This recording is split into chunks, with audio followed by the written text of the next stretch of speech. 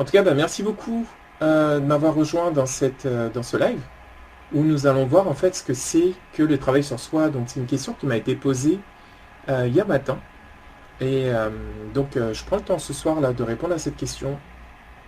Donc soyez les bienvenus à ce live. Donc l'idée de cette vidéo, c'est vraiment de vous présenter en fait ce que c'est que le travail sur soi. Ça va être une piqûre de rappel pour les personnes qui sont déjà engagées dans un travail sur soi.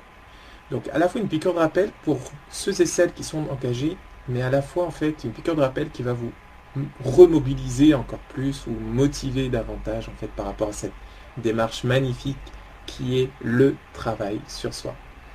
Donc pour ceux qui ne savent pas du tout ce que c'est, cette vidéo-là vous sera très utile parce qu'elle est pour vous. Elle a été faite, réalisée pour vous. Et pour celles et ceux qui sont déjà dans la démarche, ça va être sympa quand même. Donc travailler sur soi en fait, qu'est-ce que c'est? On va explorer ça de suite. Donc qu'est-ce qu'on va découvrir dans ce live?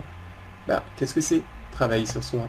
Ensuite, pourquoi est-ce que la majorité des gens n'ont pas envie d'entreprendre ce travail sur soi? Donc, si tu fais partie des gens qui font ce travail, donc félicite-toi. Tu peux te taper une main dans le dos pour te féliciter parce que c'est vraiment ce travail, cette démarche en fait qui contribue à une société meilleure. Beaucoup de gens veulent que les choses bougent dans la société, que la société change. Mais comme nous le disait Gandhi, deviens le changement que tu veux voir dans le monde. Donc c'est ça en fait, tout va partir de là, de cette phrase, c'est qu'est-ce que je veux, comment est-ce que j'aimerais que le monde soit et comment est-ce que je peux y contribuer. Donc pourquoi faire un travail sur soi? Donc on le verra dans un petit instant. Et quelles sont les conséquences de ne pas travailler sur soi de façon régulière? Donc quels sont les prérequis du travail sur soi?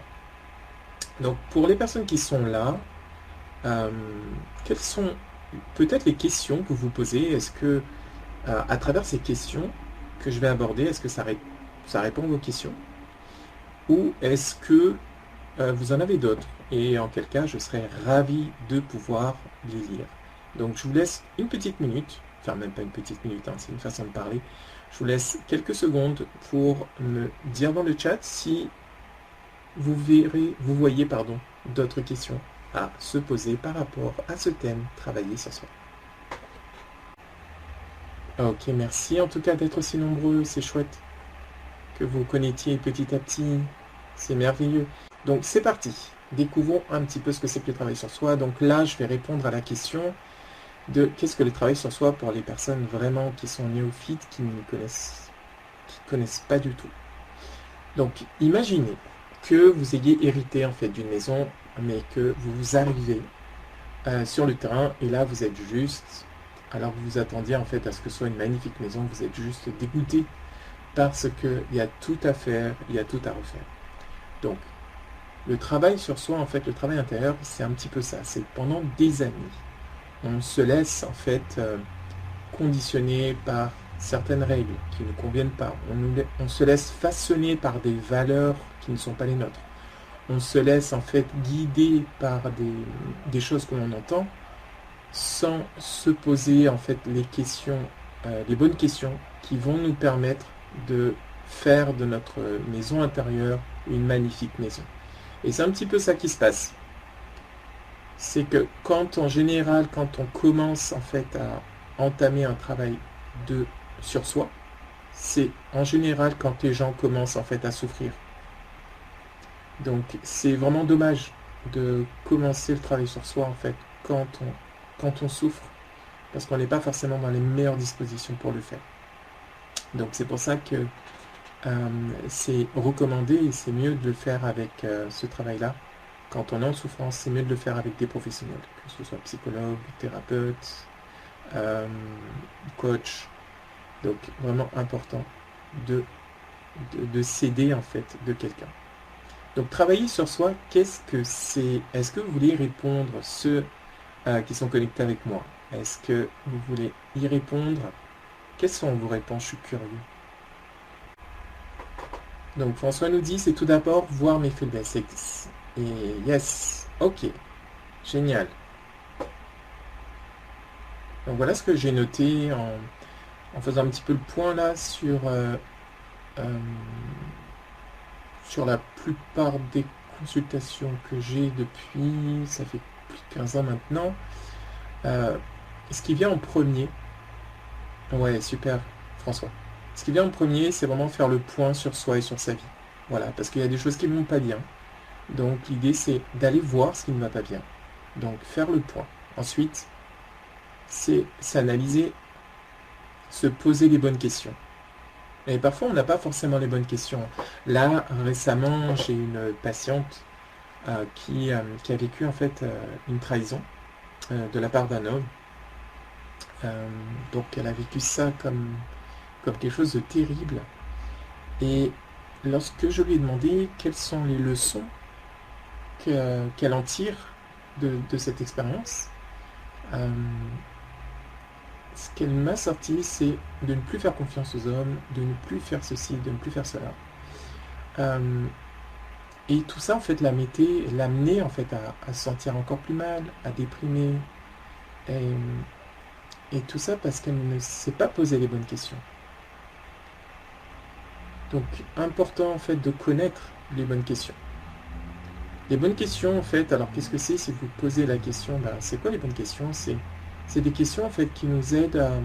Nous sommes programmés intérieurement pour le bonheur, pour le bien-être.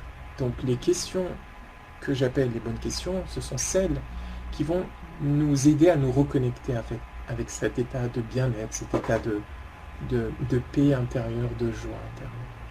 Et donc s'analyser, se poser les bonnes questions permet, comment est-ce qu'on sait en fait que l'analyse est allée jusqu'au bout, qu'on s'est posé les bonnes questions, c'est justement qu'on retrouve notre bien-être, qu'on retrouve notre paix d'esprit.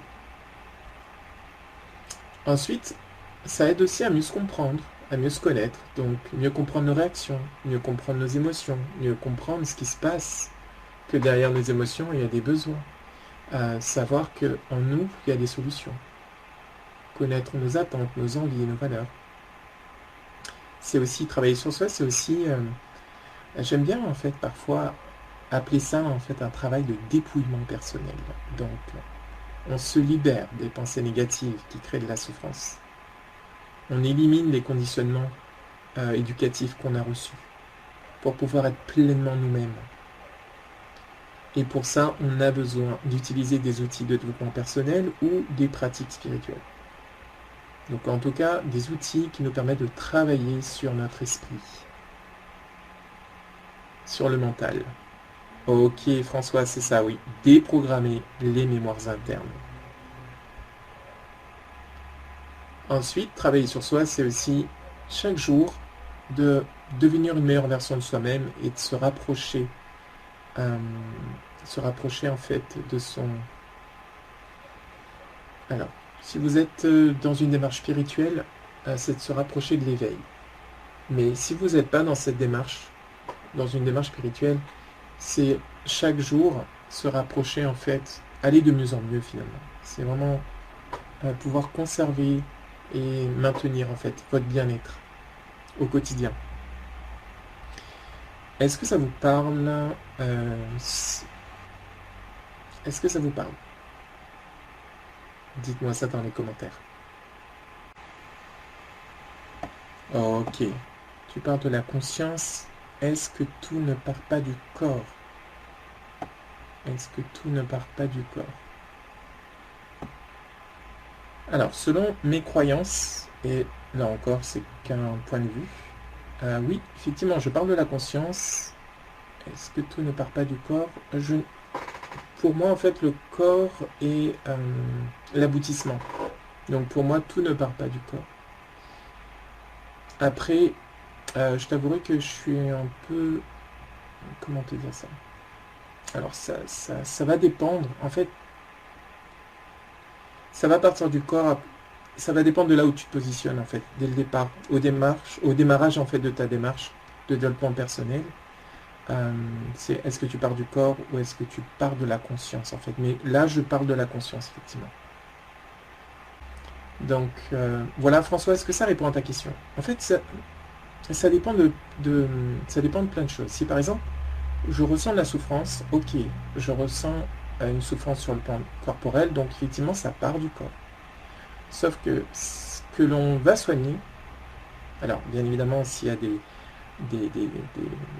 on va dire des ouvertures de peau, si le corps est blessé, mais physiquement, bien évidemment on va prendre soin en fait du corps.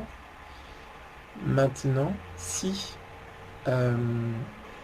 pour moi le corps est vraiment le dernier maillon de la chaîne pour nous indiquer qu'il y a quelque chose qui ne va pas. François, dis-moi si ça répond ou pas à ta question. Mais je te réponds que je parle de la conscience. Alors, selon vous, pourquoi est-ce que la majorité des gens ne veulent pas faire de travail sur soi? Dites-moi ça dans les commentaires. On va s'amuser un petit peu. J'attends vos réponses. Par manque de vision, de remise en cause. Yes. Exact. Merci pour tes réponses. Donc, effectivement, merci pour vos réponses. Alors, c'est très intéressant, Christopher, ce que tu soulignes. Et j'aimerais pouvoir te répondre par rapport à ça, dans un petit instant. Donc, une majorité de personnes, en fait, ne veulent pas faire de travail sur soi parce que c'est se confronter à des aspects de soi qui sont désagréables. Les gens n'ont pas envie, en fait, d'aller explorer leurs ombres. Donc, voilà. On va rester dans le confort de ce que l'on connaît et on va pas, en fait, vouloir voir on va pas vouloir accepter nos ombres, c'est-à-dire les parties de nous, en fait, qu'on n'aime pas, alors que c'est l'une des clés de la guérison. Ensuite, cela demande de faire des efforts. Et les gens n'ont pas envie de faire ce genre d'efforts. C'est tellement plus facile de faire d'autres types d'efforts. Et ensuite, il y a tellement de distractions, télé, réseaux sociaux, passer du temps avec des amis. Donc tout ça, bien évidemment, hein, ça devient des distractions à partir du moment où vous faites trop de télé, trop de réseaux, passez trop de temps avec des amis. Ça devient une distraction au moment où vous sentez à l'intérieur de vous que vous n'êtes plus tout à fait présent. Quand, par exemple, vous regardez à la télé ou vous êtes dans les réseaux, il y a comme vous sentez en fait à l'intérieur de vous que vous voulez vous noyer l'esprit pour pas aller voir à l'intérieur. Je ne sais pas si c'est clair, où vous sentez en fait où vous forcez à faire les choses. Donc Christopher, pardon, tu disais, c'est parce qu'ils doivent accepter qu'ils sont imparfaits. Alors, selon ma croyance, nous sommes parfaits. En tant qu'être spirituel, nous sommes parfaits. Par contre, notre travail, le travail sur soi, pour moi, ça consiste à faire en sorte de créer de la cohérence entre ce que tu sais que tu es profondément, c'est-à-dire cet être spirituel, et ce que tu incarnes en fait. Pour moi, tout le travail sur soi, c'est de pouvoir incarner sa divinité, sa spiritualité. Pour moi, voilà, c'est le but du travail sur soi, c'est ça, c'est de faire en sorte de créer de la cohérence entre ce que tu penses être profondément et ce que tu dégages, ce que tu es, entre ta personnalité et ton soi véritable. Est-ce que ça te parle, Christopher? Dis-moi un petit peu ce que tu en penses de tout ça. Donc effectivement, l'imperfection viendrait du fait qu'il y ait un décalage, une incohérence entre qui tu es. Parce que si tu fais référence à... Alors, je vais parler un peu de spiritualité. Donc, je crois que nous avons été créés en fait à l'image de Dieu. Donc, Dieu est parfait. Dieu est amour. Donc, notre job, pour moi, sur le plan du développement personnel ou spirituel, c'est vraiment de faire en sorte de se rapprocher le plus possible, de réduire en fait le décalage entre ce que tu es profondément en tant qu'être spirituel et ce que tu manifestes. Donc Christopher, qu'est-ce que tu en penses de ce que je viens de dire? Donc voilà un petit peu moi ce que je crois. Quand on parle d'imperfection, c'est ce décalage entre ce que tu es et ce que tu manifestes, ce que tu incarnes. Donc le but du travail sur soi, c'est vraiment de réduire l'écart au maximum. que... Alors Christopher, tu me réponds, je pense qu'on veut être parfait par nous-mêmes et qu'on n'accepte pas d'écouter comment l'être par celui qui est parfait. Passons maintenant à la suite. N'hésitez pas, hein, si ce que je dis, ça réagit, on est là pour échanger, partager, communiquer. Donc n'hésitez pas en fait à me le dire, même si c'est en replay. Moi, je me ferai vraiment une joie de vous lire. Ensuite, quelles sont les conséquences quand on ne travaille pas, on n'entreprend pas ce travail sur soi de façon régulière? Ça génère du stress, parce que plus on est en lien avec soi au quotidien, chaque jour, plus on est à l'écoute de soi, et moins on ressent du stress. Moins on ressent de la dépression, si la dépression n'a pas le temps de se développer, en fait, si constamment, si chaque jour, en fait, vous veillez à prendre soin de vous, à vous écouter, à écouter vos émotions, ce que vous ressentez, à prendre soin de vos émotions. La dépression, en fait, n'a pas le temps de se développer. Les troubles anxieux non plus n'ont pas le temps de se développer si vous prenez ça en compte et si vous faites le travail, en fait, sur vous-même. C'est ça. C'est exactement ça. C'est s'exercer à grandir et à se maîtriser. Donc les maladies psychosomatiques également, si nous prenons le temps en fait d'écouter nos émotions, donc parfois il y a des outils assez simples, un journal de bord. Ensuite, c'est important aussi de savoir comment fonctionnent les émotions, parce que si on a juste un journal de bord et qu'on note nos émotions, ça va pas faire en sorte que nos états négatifs soient éliminés, disparaissent. C'est important en fait de bien comprendre le message de nos émotions. Ensuite, si on ne prend pas en compte tout ça, forcément burn-out, irritabilité, agressivité, etc. Donc, voyons un petit peu maintenant pourquoi faire un travail sur soi. Donc, vous qui êtes là, en fait, j'ai l'impression que vous avez déjà commencé un travail sur vous-même. N'hésitez pas à me dire dans la zone des commentaires pourquoi est-ce que selon vous c'est important? Qu'est-ce que ça vous apporte de faire un travail sur vous-même? Et je vous montre, pendant que vous écrivez vos réponses, je vous montre en fait les réponses auxquelles j'ai pensé. Donc la première réponse auquel j'ai pensé, c'est pour être mieux dans sa peau, avoir une meilleure connaissance de soi, changer les aspects de notre vie qui ne nous plaisent pas. Ok, alors j'ai une question qui arrive, du coup je suspends. Question très intéressante, d'où viennent nos émotions? Alors c'est super intéressant ta question. Il faut savoir qu'à l'intérieur de nous, il y a comme un thermostat. Et ce thermostat, en fait, nous indique si notre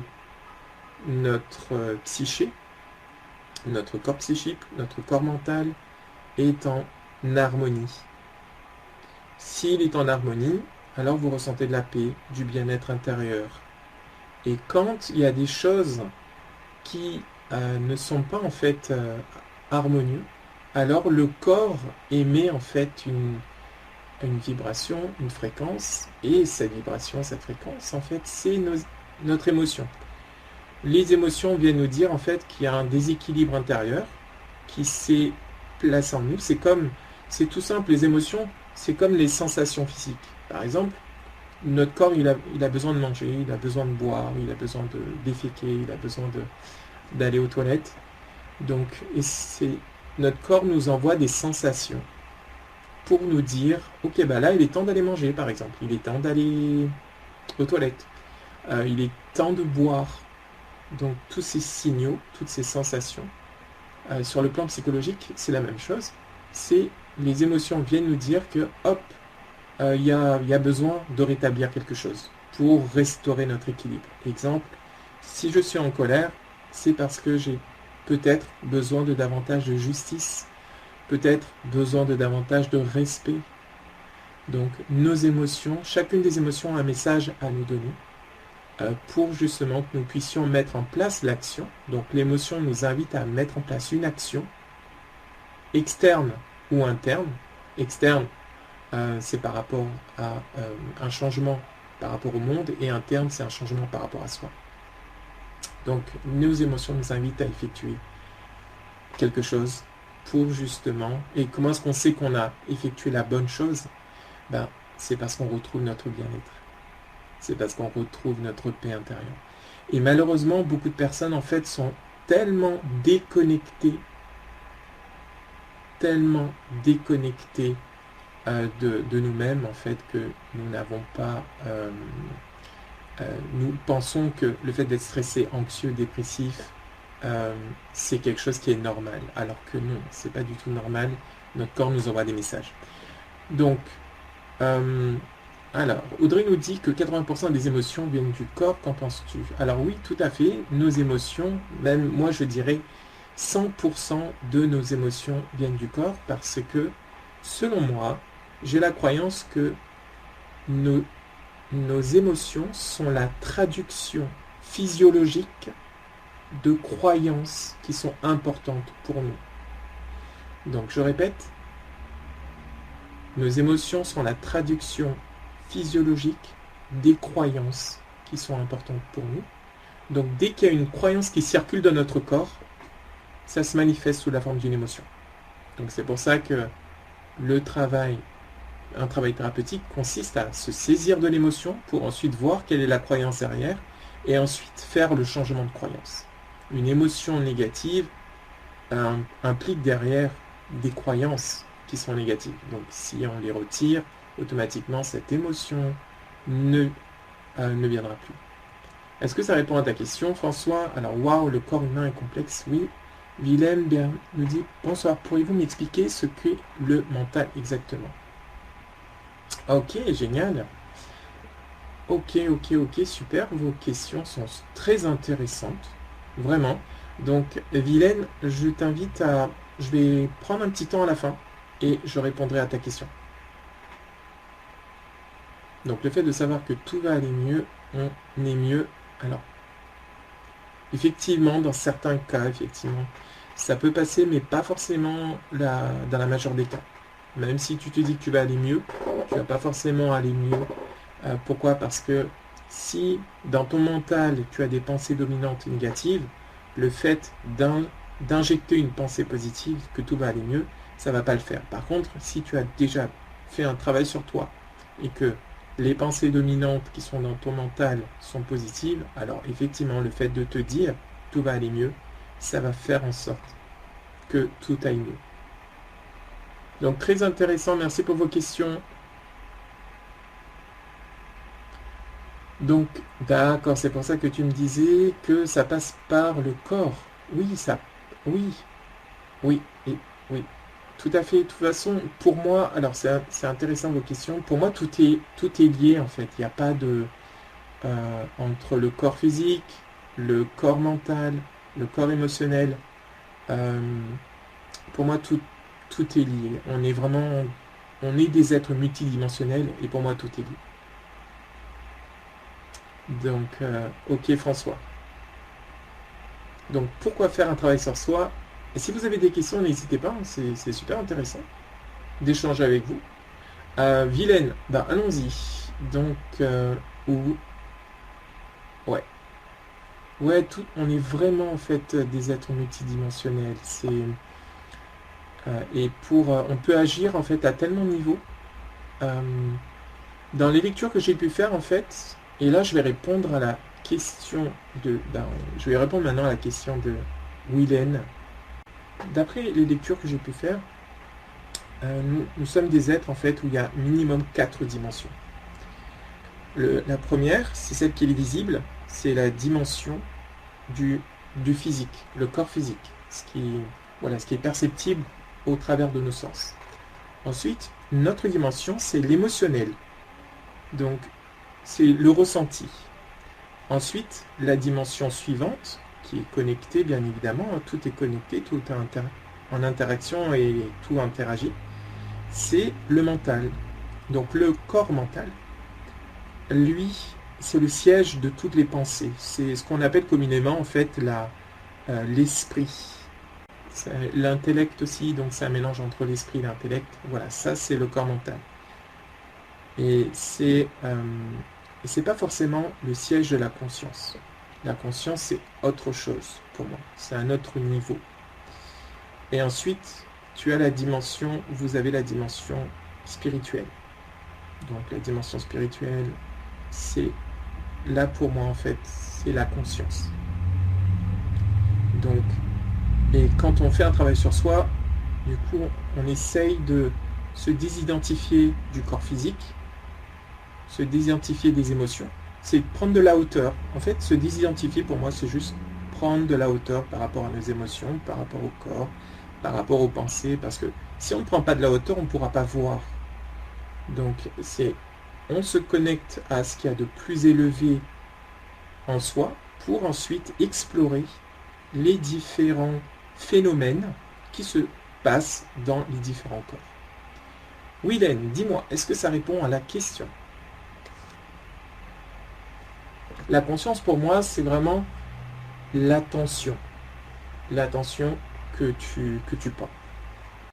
Donc à l'occasion, si vous voulez, je vous ferai un petit live un peu plus poussé là-dessus, il n'y a pas de souci.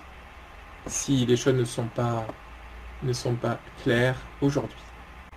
Ok, ça me fait vraiment plaisir d'être en interaction avec vous ce soir, donc je voulais vous remercier pour votre présence. Donc à partir de ce soir, j'ai décidé que chaque soir, en fait, je vais faire des lives. Ok, Willen, est-ce que du coup, ça te paraît plus accessible, plus simple? Yes, yes. Ok, super, on continue. Donc, pourquoi faire un travail sur soi? Se transformer, évoluer, grandir intérieurement, parce que voilà, c'est quand à l'intérieur de vous, vous avez l'impression de vous transformer, d'évoluer, de grandir intérieurement, ça nous apporte énormément de joie d'avancer dans sa vie, de progresser. C'est l'une des clés du bonheur, le sentiment de progresser, d'avancer. Et forcément, qu'est-ce qui se passe si tu fais du travail sur toi? Tu vas augmenter ta confiance, la confiance en toi. Ensuite, forcément, comme tu vois plus clair en toi, comme les choses sont plus claires, tu peux communiquer plus clairement avec les autres. Et donc forcément, ça va améliorer tes relations. Le travail sur soi permet aussi d'être beaucoup plus proche de son intuition, d'être davantage à l'écoute de son intuition et du coup, de se sentir davantage serein, tranquille, de faire la paix avec son passé et de trouver le bonheur et le bien-être en fait à l'intérieur de soi. Donc le travail sur soi nous permet ça. Il va aussi favoriser en fait une habitude importante qu'on perd, qu'on a perdue, c'est d'être à l'écoute de soi et d'accéder en fait, plus tu vas être à l'écoute de toi, plus tu vas accéder à ta sagesse intérieure et tu pourras faire en fait les bons choix. Et parfois, on est dans une société où on fait des choix rapidement et c'est pas forcément les bons. Alors, la conscience, c'est le travail sur soi. Moi, je dirais que la conscience, c'est l'outil qui permet le travail sur soi. Parce que si tu n'as pas conscience des choses, tu ne vas pas progresser. Donc, voyons un petit peu, pardon. Oh là là, je suis en train de regarder la faute que j'ai réalisée. À quels sont? J'ai oublié le S. Donc, quels sont les prérequis du travail sur soi? C'est le premier prérequis si vous voulez travailler sur vous-même. Donc là, je m'adresse aux gens qui n'ont jamais fait de travail sur eux-mêmes, qui aimeraient en faire, qui ne savent pas trop, voilà, qui savent pas trop en fait comment ou par où commencer. Donc la première chose, c'est l'humilité. Pour moi, c'est vraiment la qualité clé parce que c'est l'humilité qui va nous permettre de nous remettre en question. Donc très important cette humilité. Se revêtir d'humilité, c'est pas donné. Effectivement, se revêtir d'humilité, c'est plutôt prendre, ou plutôt apprendre une leçon. Ensuite, un autre prérequis important, c'est le désir sincère d'évoluer. C'est vraiment important en fait d'avoir cet ardent désir de croire déjà en fait qu'on est en mesure qu'on est beaucoup plus que ce qu'on croit être et de vouloir actualiser le meilleur de soi, de vouloir aller manifester en fait, se rapprocher chaque jour en fait de la meilleure version de soi-même, de ce qu'il y a de plus élevé en soi. Ok, merci François. Et ensuite, si vous êtes, si vous voulez vous engager dans cette démarche, il vous faut des outils psychologiques. C'est-à-dire qu'il vous faut des clés, il vous faut par exemple, tout simple, c'est comment est-ce qu'on gère une peur, comment est-ce qu'on gère la culpabilité, comment est-ce qu'on gère les hontes, par exemple. Donc vous avez besoin de protocoles, en fait, d'outils pour ces choses-là. Comment est-ce qu'on est à l'écoute de son intuition, comment est-ce qu'on descend en soi, comment est-ce qu'on s'analyse, quelles sont les bonnes questions à se poser. Donc tout ça, en fait, c'est ce que j'appelle les outils psychologiques. Les outils psychologiques, c'est aussi c'est tout simplement des questions, en fait, une série de questions à se poser, un protocole de questions à se poser. Donc ça peut être aussi des pratiques spirituelles. Ça aide également. Et surtout, ce qui est important, là vous avez vraiment pour moi les 4 prérequis les plus importants, c'est être déterminé et consacrer du temps régulièrement.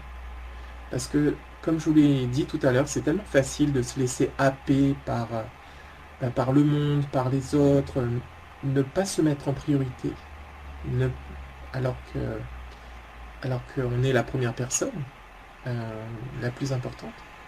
Donc ne pas se mettre en priorité, prioriser les autres, les enfants, les amis, etc. Donc c'est ça qui fait que c'est la détermination qui va faire en sorte que vous allez pouvoir rester focus sur votre travail et de ne pas vous oublier. Donc voilà un petit peu ce que je voulais vous partager aujourd'hui dans cette vidéo. Et est-ce que vous avez des questions qui vous restent à la fin de cette vidéo? Et j'en aurai une à vous poser. Ok, pas d'autres questions. Du coup, je voulais vous parler de quelque chose. C'est lundi, je vais lancer lundi, je lance en fait un... Ok, super. Oui, j'écoute les questions-réponses. Ok, super. Bon. D'accord. Donc, salut Gérald. Donc, je voulais en fait vous informer donc là que je vais bientôt proposer en fait un accompagnement pour des personnes en fait qui souhaitent être dans une dynamique. Si par exemple en fait vous faites du travail sur vous déjà depuis un certain temps mais que vous vous sentez un peu seul, isolé. Donc dès la semaine prochaine, je lance en fait un accompagnement, un groupe de personnes en fait qui sont passionnées ou qui veulent se passionner pour le développement personnel, pour le développement spirituel. Donc c'est un groupe en fait qui c'est pas religieux. Vous pouvez en fait venir dans ce groupe si vous êtes, quelle que soit la religion, musulman, chrétien, etc. Donc l'idée c'est pas en fait l'idée de ce groupe, c'est vraiment de développer votre capacité à vous faire confiance, de développer votre capacité à être en lien avec votre intuition. Pour moi, la véritable spiritualité, c'est vraiment de pouvoir être relié à soi, d'entendre ce qui se passe à l'intérieur, de faire le travail qu'il y a à faire par rapport à l'intérieur. C'est pas forcément de trouver les réponses dans les livres, mais vraiment de trouver les réponses à l'intérieur de soi. Donc, je vais mettre en place en fait ce groupe-là lundi, et le but, ça va être ça, c'est d'être dans un environnement bienveillant, soutenant, pour justement en fait vous aider à vous développer à la fois sur le plan personnel et à la fois sur le plan spirituel. Donc si ça vous intéresse, je vous invite à me laisser un commentaire dans la zone de commentaires qui se trouve en dessous de la vidéo. Et je serai ravi en fait de revenir vers vous en message privé pour vous en dire un peu plus sur le programme. Si vous avez des questions, je serai ravi en fait de vous répondre à ces questions. Donc là, l'idée, qu'est-ce que c'est, pourquoi est-ce que je propose, c'est que là, j'ai vraiment envie à la fois de soutenir un groupe et à la fois d'évoluer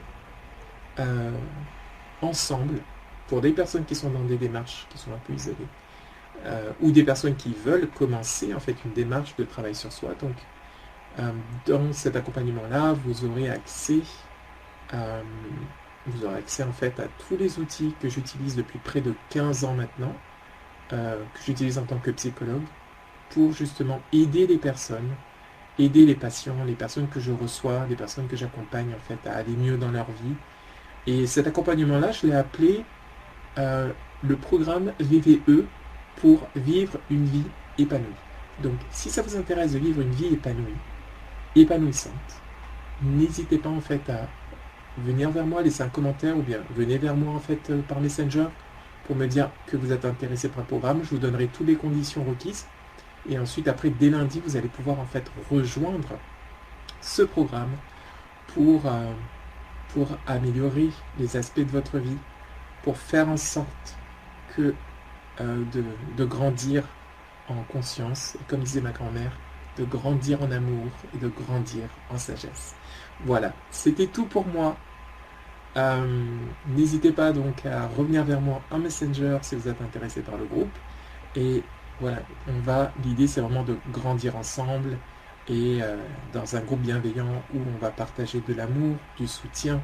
Il y aura bien évidemment des règles parce que c'est important en fait dans un groupe de mettre en place des règles pour éviter qu'il y ait du désordre, du chaos. Et ensuite, l'idée c'est de tous s'entraider à s'élever sur le plan personnel et spirituel. Voilà, en tout cas, je me réjouis à l'idée de lire vos commentaires et je vous dis très très bonne soirée, bonne nuit et merci de m'avoir accompagné pendant ce live. À très bientôt, je vous envoie plein d'amour et je vous dis à plus.